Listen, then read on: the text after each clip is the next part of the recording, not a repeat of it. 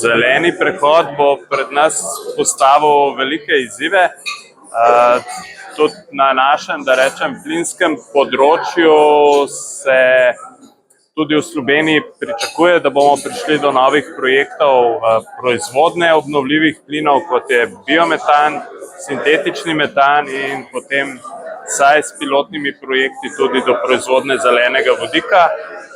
Pri vseh teh projektih ugotavljamo, da je ekonomika eden od večjih izzivov, zato pričakujemo, da bo v bodoče na voljo tudi ustrezni ukrepi in inštrumenti za sofinanciranje samih investicij, kot morda potem v bodoče tudi kakšne obratovalne podpore.